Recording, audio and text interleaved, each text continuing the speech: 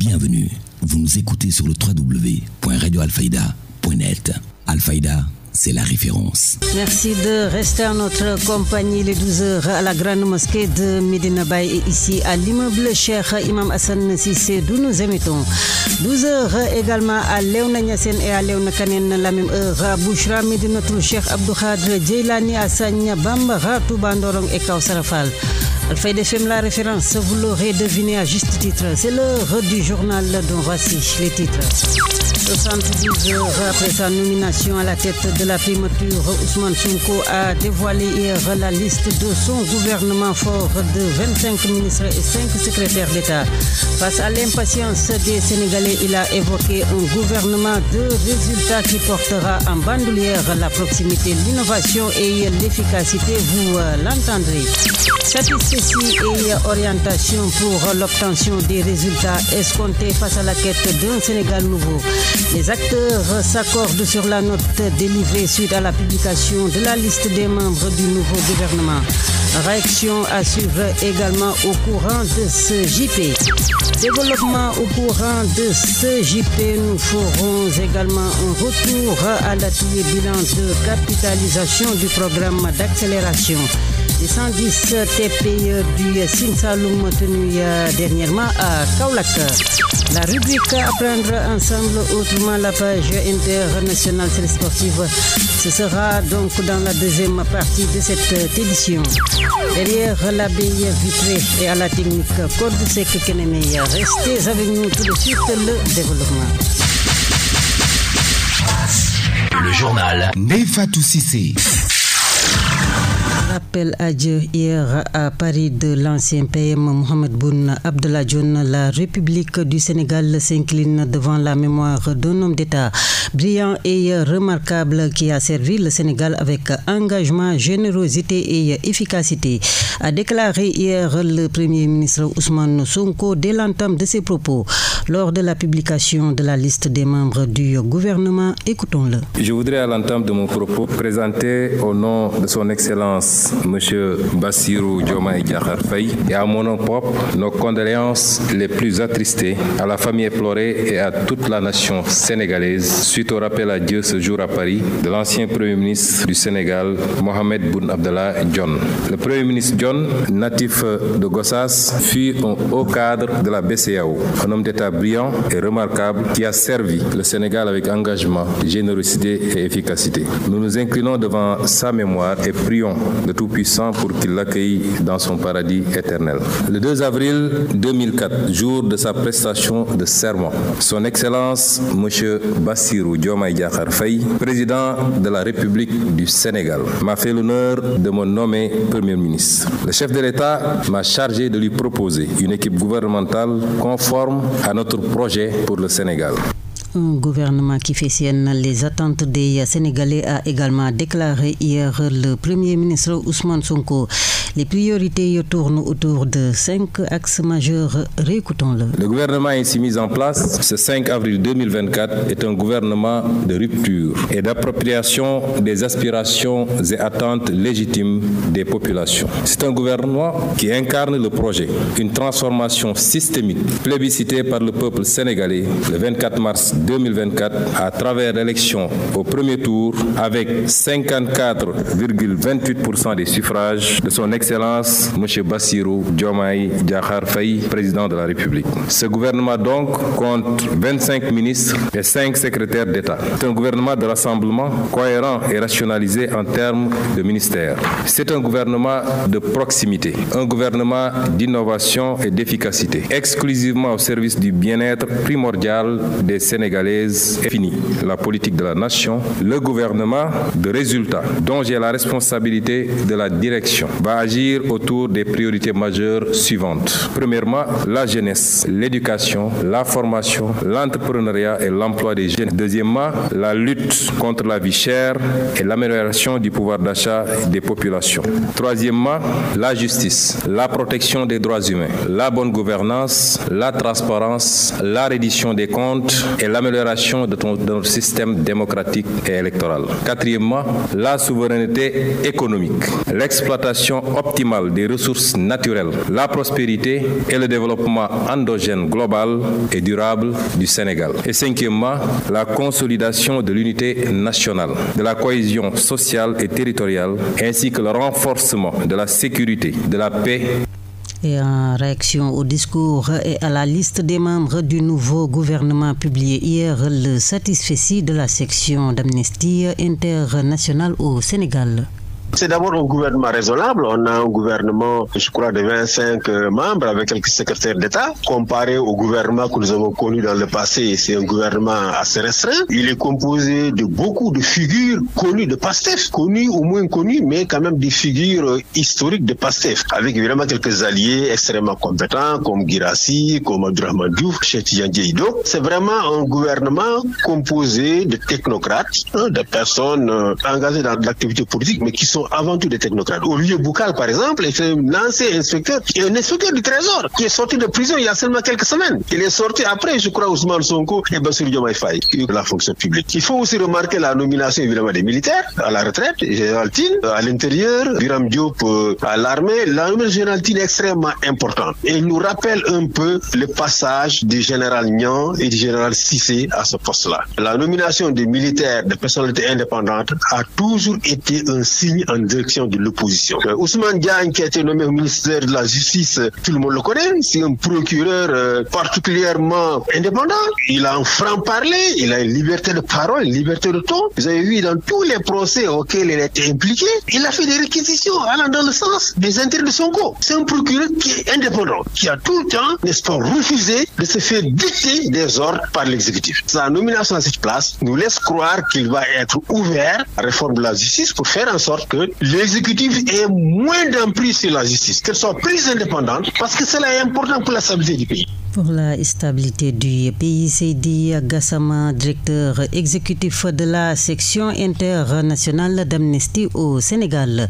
Un gouvernement de 25 ministres avec 5 secrétaires d'État, un acte de rupture extrêmement important, souligne l'analyste politique Mamadou Samb, qui relève ici la mesure d'interdiction du cumul de postes. Je crois que c'est une bonne décision de réduire le gouvernement. Ça veut dire que le président de la République et son premier ministre sont quand même dans la trajectoire de l'annonce que le PASTEF a toujours défendu, qu'il fallait réduire le nombre de ministres. Là, je crois qu'ils ont acté quand même la rupture avec la taille qu'on a connue au temps de Wade, au temps du président Macky Sall. Là, c'est un acte quand même extrêmement important. La deuxième observation, c'est que je crois qu'il y a un effort de regroupement des ministères. On a apparemment des ministères de taille plus grande, un regroupement des compétences des ministères. Là, je crois aussi que c'est un travail quand même qui a été fourni. On va vers des ministères importants. Maintenant, c'est la compétence. Est-ce que réellement il y a la compétence? On ne peut pas le juger de manière globale parce que les inconnus quand même sont plus nombreux. Il y a des figures qu'on connaît. C'est assez intéressant que Abdourahmane Diouf soit à l'enseignement supérieur, Guirassy soit à l'éducation. Il y a aussi au niveau du ministère des Forces armées, c'est un ministre du domaine, le ministre de l'Intérieur, pareil. Donc il y a, je crois, une empreinte de rupture avec ce qu'on a connu ces 12 dernières années dans le choix des hommes. Le président a sommé les ministres de démissionner des postes au niveau des mairies, au niveau de l'Assemblée. Là, c'est une rupture assez importante qui va accompagner la mise en place de l'équipe gouvernementale. Le CNCR, Conseil national de concertation et de coopération des ruraux, salue la jonction des départements de l'agriculture et de l'élevage avec un élargissement sur la souveraineté alimentaire. À ce propos, suivons le secrétaire général du CCPA Sidiba, membre du conseil d'administration du CRCR, qui invite le nouveau gouvernement à des concertations beaucoup plus poussées avec les acteurs. Cela nous fait un grand plaisir et ça a été toujours une grande revendication vocation du CNCR, à savoir un grand ministère du développement rural. Aujourd'hui, l'une des mamelles nourricières du ministère des Revenus, à savoir l'élevage et l'agriculture. C'est deux secteurs qui doivent aller ensemble, qui doivent marcher ensemble, parce qu'on ne peut pas parler d'agriculture sans parler d'élevage, on ne peut pas parler d'élevage sans parler d'agriculture. Et le CNCR s'est inscrit dans la dynamique de la souveraineté alimentaire. Qui dit souveraineté alimentaire, le dit au sens large que le Sénégal soit autosuffisant en mouton, que le Sénégal soit autosuffisant en lait, que le Sénégal soit autosuffisant en mil, que le Sénégal soit autosuffisant en riz, que le Sénégal soit autosuffisant en tout ce que nous mangeons. Et là, je pense que là, c'est une belle initiative que nous saluons et que nous avions toujours souhaité. Et je pense que maintenant, comme ils l'ont dit, ils vont mettre l'accent sur la politique de maîtrise de l'eau, sur les aménagements qu'il faut au niveau de la vallée comme au niveau des zones pluviales, et qu'une bonne politique de maîtrise de l'eau va permettre aux paysans, comme nous l'avons toujours dit, de travailler au moins 12 mois sur 12. Et aujourd'hui, ne plus se contenter de travailler durant les 3 mois d'hivernage et tourner les pouces les 9 mois autres qui restent. Et je pense qu'avec ces aménagements, avec cette politique de maîtrise de l'eau qui sera mise en avant par le nouveau gouvernement et une politique d'encadrement, une politique de recherche de variétés adaptées au contexte du changement climatique que nous vivons, nous souhaitons que cela se matérialise sur le terrain et qu'ils prennent langue aussi avec les organisations, avec les plateformes paysannes comme le CNCR et un ancrage réellement avéré au niveau du monde rural. Là, je pense qu'ils peuvent ne pas se tromper. Et surtout aussi que nous avons conçu avec les autres acteurs de la société civile un document de politique foncière. Ce document de politique foncière peut les orienter pour régler de manière définitive ou bien de manière quasi définitive la question du foncier, qui est une question qui nous préoccupe, la question du foncier sur la fertilité des sols, la question du foncier sur comment produire plus et mieux tout en changeant de paradigme et en promouvant l'agroécologie. Étudier encore, échanger la donne LEC de l'ancien régime, l'appel du collectif des producteurs de la zone centre en réaction à la publication hier de la liste du nouveau gouvernement. L'audit du système arachidier, ce que préconise un de ses membres, en l'occurrence Ibrahim Thiam, suivons-le. Actuellement, ce qu'on souhaite, c'est qu'avec ce nouveau régime, il va falloir étudier le système qui a été posé par l'ancien régime, parce que ce n'est pas respecté. Ça va au détriment quand même des paysans. Parce que, comme il l'a dit, c'est bien vrai. Avec 1000 tonnes, on fait presque combien de zones? On vient à Passy, par exemple, on descend 1 tonne, puis on récupère la même tonne pour aller distribuer dans la communauté. Par rapport aux commissions, les commissions sont là-bas pour peut-être leur poche. Parce que, au lieu de respecter la destinée de la semence, non, ils préfèrent collaborer avec des soi-disant opérateurs qui sont dans les mêmes localités pour vendre les graines. Si une fois la campagne a démarré, pour vérifier, vous descendez dans une zone comme dans un marché comme Passy, vous ferez les magasins des commerçants. Tout ce qui était destiné aux magasins pour les paysans, vous les retrouverez avec les commerçants. À d'autres fins, à tout moment, c'est comme ça. Les commissions sont là-bas. Peut-être qu'il y a une complicité avec les gérants, les membres de la commission et tout ça. Mais ça va toujours au détriment du nécessité. Effectivement, c'est ce qu'il faut. Et ça sera un peu très difficile si tu ne connais pas la filière. Mais avec un peu de vigilance, on parviendra quand même à retrouver les points. Oui, moi j'invite le régime, avant de faire quoi que ce soit, c'est de procéder d'abord à une audit de tout ce qui est du système arachidier, du début à la fin. Oui, même s'il le faut, auditer et puis reprendre tout. Parce que auditer, bon, c'est très normal, il faut auditer les systèmes là. C'est pas une question de dire que bon, il a bouffé ceci, mais le système qu'il faut éditer d'abord. Ça ne profite pas aux paysans. Moi, je les invite à procéder à cette dynamique. L'actualité régionale, nationale, c'est sur Alfayda FM 90.1. En direct du studio Alioune Momar Alilo, vous nous suivez toujours donc sur les ondes de la référence et nous parlons maintenant développement avec le projet lancé il y a plus d'1 an par Annabelle pour mieux accompagner les TPE, très petites entreprises, à la rencontre de Kaolack pour le bilan des activités.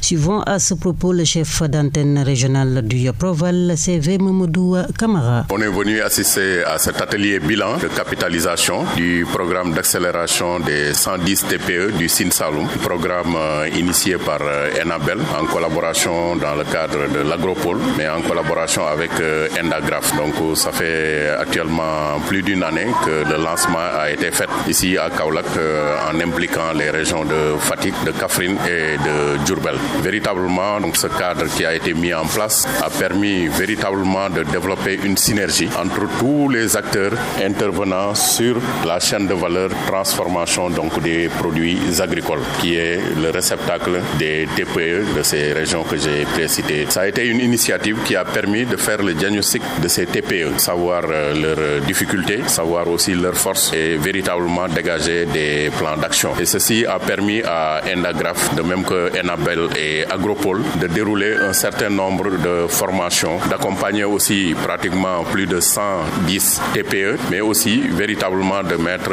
en relation, mettre en link ces TPE avec des structures de financement, mais aussi avec les projets qui interviennent dans les domaines d'activité, comme c'est le cas le Proval CV, le PUDC, mais aussi le PAIS et d'autres projets donc, qui ont été impliqués dans la mise en œuvre de ce programme. Aujourd'hui, vraiment, féliciter Endagraph, féliciter Enabel, mais aussi véritablement se réjouir du démarrage de l'Agropole Centre à travers ces activités. Et nous pensons qu'aujourd'hui, ce cadre de concertation qui est mis en place et ces résultats donc, qui ont été obtenus, véritablement vont être consolidés par les acteurs et donc permettre vraiment aux TPE de passer d'une étape beaucoup plus élevée.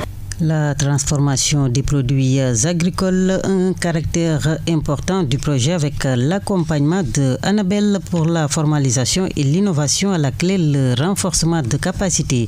Julienne Camara est la coordonnatrice du programme d'accélération des TPE. C'est un programme qui est mis en œuvre par l'ONG Endagraph Sahel, mais qui est financé par la coopération belge de développement Enabel. C'est un programme qui vise l'émergence des toutes petites entreprises agroalimentaires pour les capacités à intégrer les services de l'Agropole Centre. Le projet de l'Agropole Centre est un projet de mise en place d'une zone industrielle. Donc ces entreprises-là avaient soumissionné au lab de structuration, mais ils n'avaient pas le niveau pour intégrer l'Agropole. Donc on ne les avait pas cooptés. Par la suite, Enabel et Enda ont mis en place un programme qui permettait de renforcer les capacités en transformation agroalimentaire à travers la technologie, la création de nouveaux produits, aussi un renforcement de capacité sur le volet comptabilité, sur le volet du développement commercial et le volet marketing.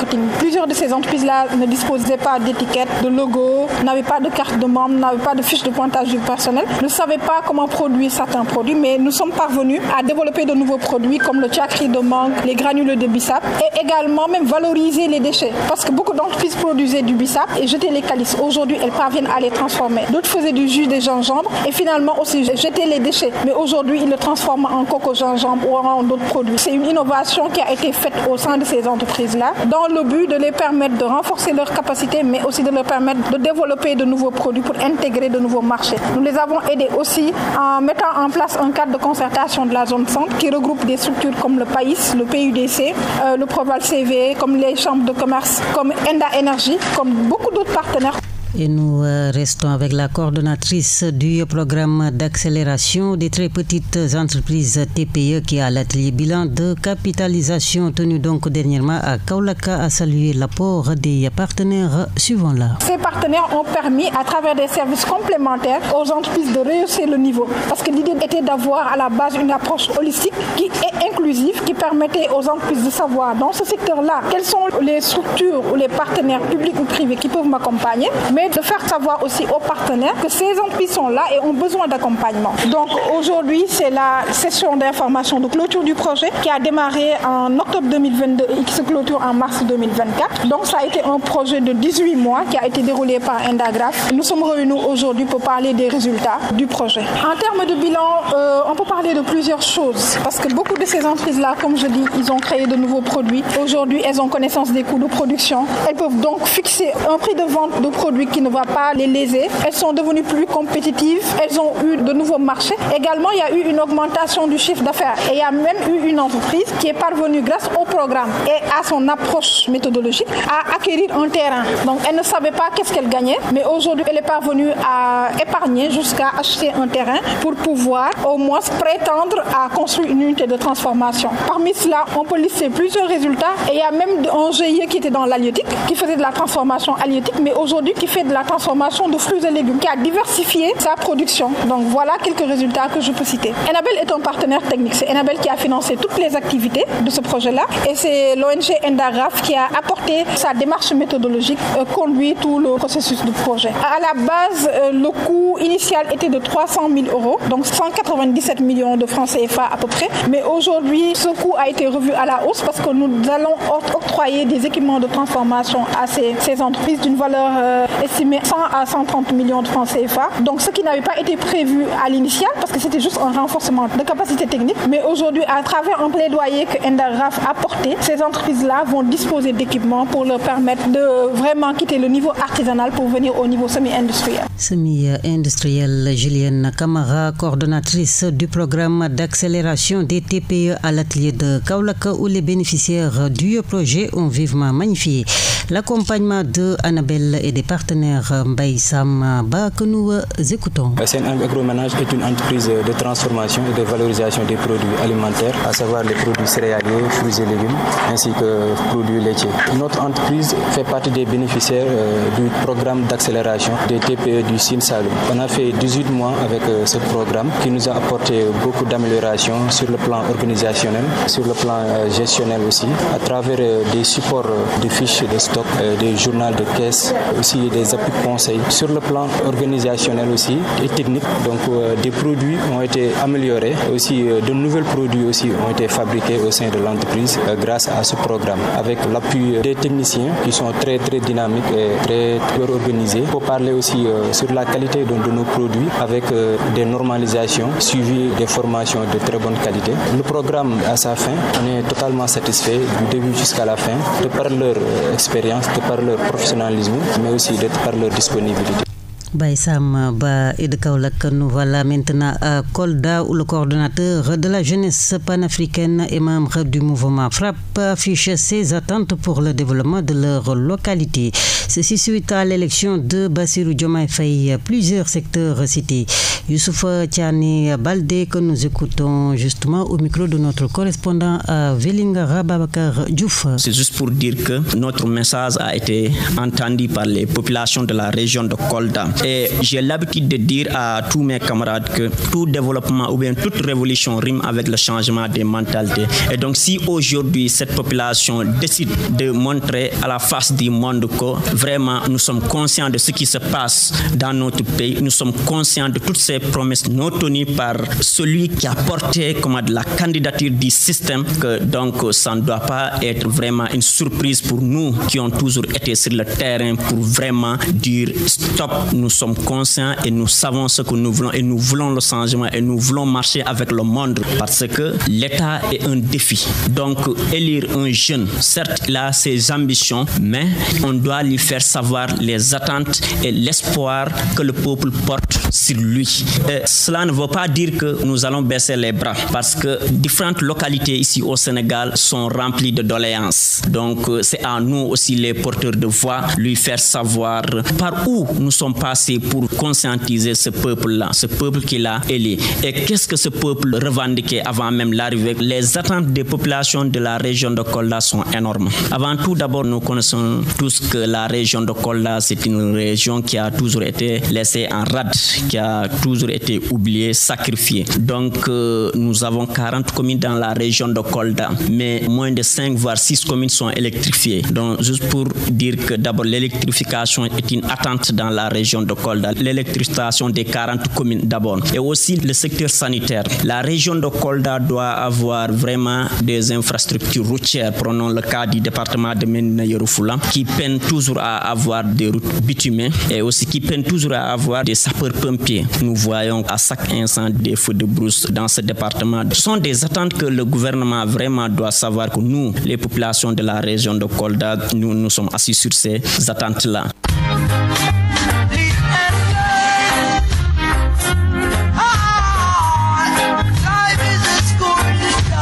L'ouverture démocratique avec Abdou Diouf allant vers les années 2000 avec l'alternance, la rubrique à prendre ensemble autrement s'intéresse toujours à l'histoire politique du Sénégal en 2 minutes 53 secondes.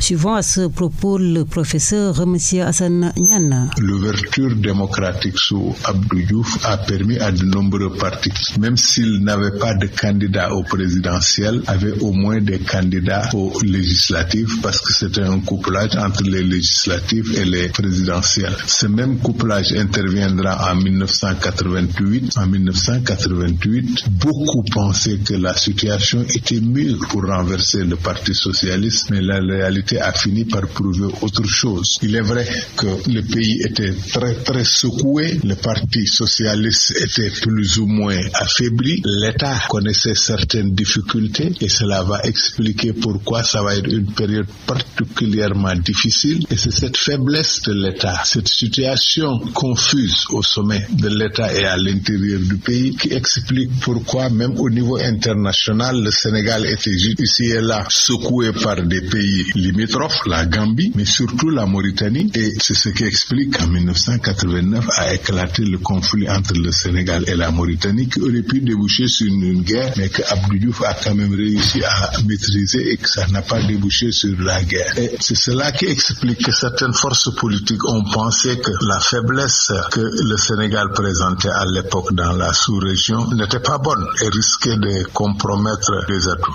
et qu'il fallait trouver un moyen de s'en sortir, et le meilleur moyen pour s'en sortir c'était de prôner le dialogue entre les forces de l'opposition et le parti au pouvoir. Il y a eu des péripéties, les forces qui se sont rapprochées du pouvoir ont été diabolisées, mais on a fini par comprendre que c'était peut-être la seule solution pour sortir des difficultés, et c'est cela qui explique le gouvernement élargi de 1991 que Famara Ibrahima Sagna a pu négocier ici et là avec Abdoulaye Wade à l'entrée dans le gouvernement de Abdou Diouf, de Idrissa Seck et Ousmane Ngom et autres comme membres du gouvernement, un gouvernement élargi. Et cela a expliqué également l'ouverture de négociations, de discussions qui ont donné ce fameux code Abdoulaye, code de consensus qu'on appelle code électoral Kéba Mbaye, et c'est ce code qui va permettre d'aller à des élections en 2000. Le mandat porté à 7 ans, à 2000 donc, Abdoulaye Wade revient aux élections. La formation d'une vaste coalition qu'on appelait la CA 2000 a permis à Abdoulaye Wade de gagner et de prendre le pouvoir. Abdoulaye Wade, en prenant le pouvoir, a réussi quand même une prouesse, c'est-à-dire qu'il a au moins pu maintenir les fondements de son parti, le PDS, dans cette vaste coalition que constituait d'abord la CA 2000, ensuite le FAL. Et c'est cela qui lui a permis, une fois au pouvoir, de pouvoir se débarrasser des forces qui l'avaient soutenu et qui commençaient à présenter une certaine hostilité contre sa manière de gouverner.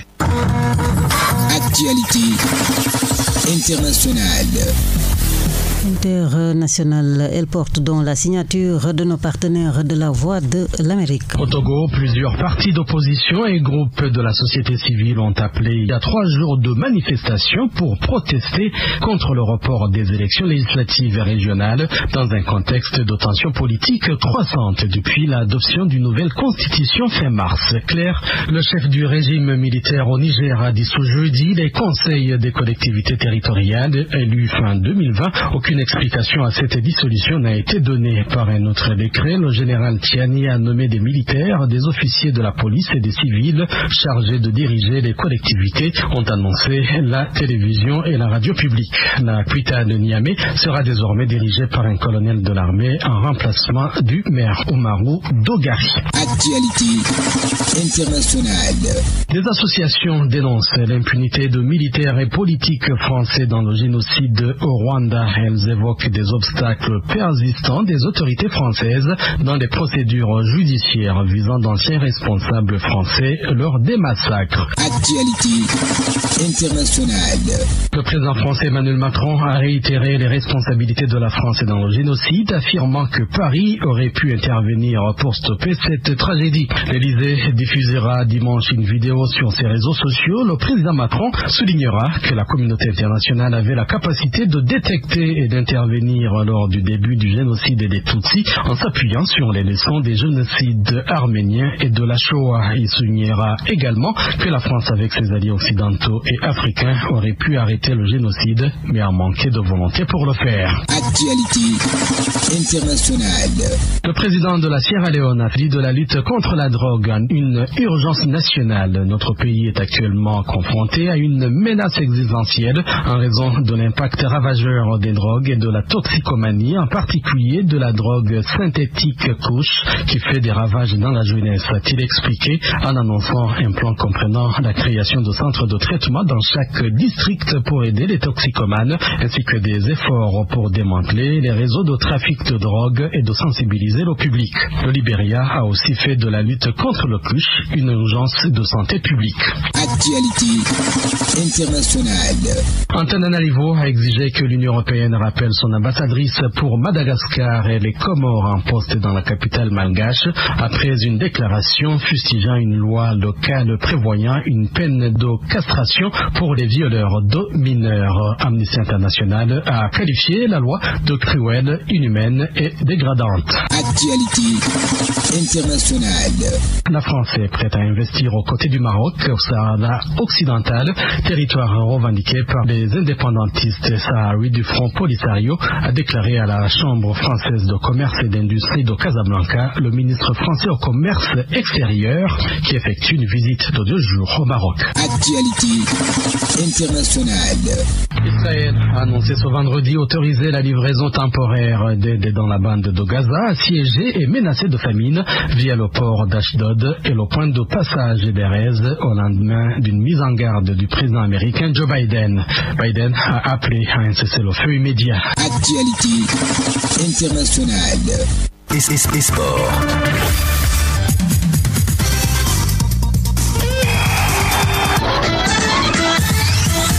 Et place donc maintenant à la page sportive de ce JP qui porte maintenant la signature de Moussa Kane. Une page sportive que nous ouvrons avec du football. Chez nous, 19e journée Ligue 1. Ce soir à 16h30, Teungueth FC reçoit Jambar. Diamono de Fatick reçoit Guédiawaye Football Club. AS Pikine reçoit Gorée. US Ouakam reçoit Linguère de Saint-Louis. Damel Stade Mbour reçoit Dakar Sacré-Cœur. Guédiawaye Football Club reçoit Jaraaf de Dakar et Casa Sport reçoit Sonacos. Pour la Ligue 2, le derby thiessois d'entre Walidane et Thiès FC, c'est l'attraction de cette Ligue 2. Demba Diop reçoit Oslo FA. AS Douane reçoit Agel. Deme Niamou reçoit Seneps Excellence et HLM reçoit Cœur Major. 18e journée nationale 1 Africa Foot reçoit Asuk. Demain Africa Promo Foot reçoit Université Port.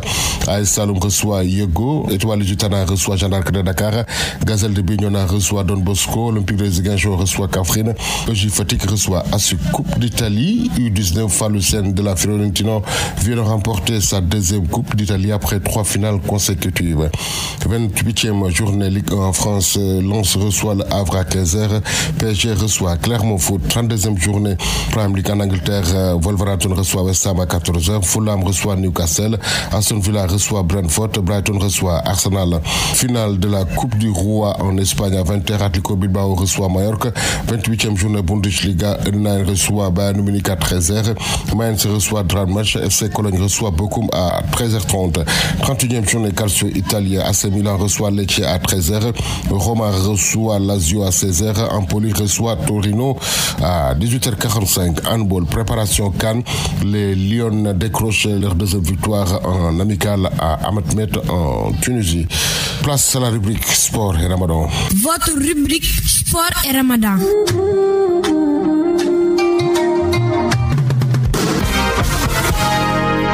Alfayda FM. Le sport, c'est par exemple de la marche ou de la gymnastique. Il est préférable de le faire le soir parce qu'après, on va couper et on pourra boire de l'eau. Parce que quand on fait du sport, il faut suffisamment d'énergie, mais surtout de l'eau. Les muscles doivent être bien hydratés pour pouvoir faire cette activité physique. Si on le fait le matin et ensuite on reste toute la journée sans boire, et cela peut être source de crampes, par exemple musculaires. Ça peut entraîner aussi des blessures musculaires parce que l'organisme n'est pas suffisamment hydraté. Donc, c'est mieux de le faire le soir et de façon modérée également. Il faut s'écouter, écouter le corps. Il nous donne des signaux pour nous dire attention, là on est en train de forcer ou là ça va, parce que l'activité physique elle est toujours bénéfique, mais il faut savoir doser. Par contre, si c'est le sport de compétition, etc., bon là vraiment il faut faire attention parce qu'il y a certains efforts intenses où il faut nécessairement boire de l'eau, et réhydrater le corps et même suffisamment de glucides. Donc cela peut-être, si c'est des sports de haute compétition, le jeûne pourra être décalé et après la personne va payer ces jours-là où il n'aura pas jeûné. C'en est tout pour cette page sportive. Merci de l'avoir suivi. Excellente suite de programme sur la 90.1. La revue de presse. L'Obs place le soleil sur le quotidien Walf le matin. Samedi 6 avril 2024, 12h passées de 34 minutes temps universel de la rédaction en studio. Le bonjour à El Ngoni Ndiaye qui signe donc la revue des titres à la une des quotidiens sénégalais parus ce matin. Bonjour. Premier gouvernement de Sonko, du neuf et des surprises. Une équipe de 30 membres pour faire des résultats. Il s'agit bien de 25 ministres et 5 secrétaires d'État. Une équipe de choc formée. Et puis avec la formation de ce tout nouveau gouvernement, Révélation signale que Sonko 1 est né. Parlant de Sonko 1, grand panel parle d'un gouvernement resserré avec Diomaye et Sonko droit dans leurs bottes. Resserré ou non, l'on nous signale du côté de Dakar News que c'est un gouvernement composé dans sa majorité d'hommes et que la parité est ratée pourvu que les femmes ne sont représentées que 13,33%. Faible présence féminine. Mais pour Ousmane Sonko, dans Yor Yenikay, ce qui compte, ce sont des actions et des résultats. 24 heures de son côté écrit, Sonko lance l'équipe du projet. À ce propos, l'info estime que Sonko 1 acte la rupture. Et justement, parlant de rupture, Sud Quotidien barre à sa une la rupture entre guillemets en marche. Un gouvernement de rupture de 25 membres au front s'exclame Besbi le jour avec Ousmane Diagne à la justice, Serigne Gueye Diop à l'industrie, intérieur Jean-Baptiste Tine et Biram Diop aux forces armées. En tout cas, dévoilant son gouvernement, Sonko tient ses 25 soldats selon l'Indépendant. D'après Walfadjri Quotidien, les préjugés sont favorables par rapport à ce nouveau attelage gouvernemental avec un Diomaye qui opère le retour à l'orthodoxie. Pro en poste souligne le quotidien avec l'entrée en force des membres du PASTEF et de ses alliés. Pendant ce temps, Libération note le retour en force des bannis du système. Ousmane Diagne et la plainte de Sonko contre Maître Sow. Jean-Baptiste Tine et l'affaire Seydina Oumar Touré. Le général Biram Diop et les actions demandées. Révélation sur leur bras de fer avec l'ancien régime à l'origine de leur éviction. Et puis nous terminons cette revue des titres avec une page nécrologique. La République en deuil avec le rappel à Dieu hier en France de l'ancien premier ministre du Sénégal. Teral Yenikay affiche en une. Boun Abdallah Dionne a tiré sa révérence. La République pleure John dans Libération. Après plusieurs fois tué entre guillemets, Mohamed Boun Abdallah Dionne s'en est allé, nous dit Dakar News. Suite à son décès, déploie d'hommage à l'endroit du grand serviteur de l'État, constate l'Indépendant. Pour Sud Quotidien, Mohamed Boun Abdallah Dionne a perdu sa dernière campagne. Selon Source A et toujours Dakar News, ce dernier avait de grandes qualités intellectuelles et professionnelles, un fervent talibé mouride. Il avait également une grande ambition pour son pays. L'homme en question a servi Dieu en servant loyalement l'État du Sénégal. C'en est tout pour la revue des titres. Merci de l'avoir suivi. Merci également à vous, Ngoni Ndiaye Reine. Et à 12h, bientôt passé de 38 minutes à Ndemen, non loin de Kassaville, le long de la rue El Hadji Abdoulaye Niasse est ici. À l'immeuble Cheikh Imam Hassan Cissé, nous émettons en direct du studio à Momar à Lilo. Voilà donc que c'est ici que se referme ce journal. Tout de suite, le rappel des titres. 72 heures après sa nomination à la tête de la primature, Ousmane Sonko a dévoilé hier la liste de son gouvernement. Fort de 25 ministres et 5 secrétaires d'État face à l'impatience des Sénégalais. Il a évoqué un gouvernement de résultats qui portera en bandoulière la proximité, l'innovation et l'efficacité, vous l'avez entendu. Satisfecit et orientation pour l'obtention des résultats escomptés face à la quête d'un Sénégal nouveau. Les acteurs s'accordent sur la note délivrée suite à la publication de la liste des membres du gouvernement. Réaction que vous avez suivie au courant de ce journal. Développement au courant de ce journal également, nous avions fait un retour à l'atelier bilan de capitalisation du programme d'accélération des 110 TPE du Sine Saloum tenu dernièrement à Kaolack. La technique de ce JPI Code Sec Kenemé 13h, Mariam Ba vous retrouvera pour la version Wolof de tout cela. À toutes et à tous, merci encore de nous choisir. Bon après-midi.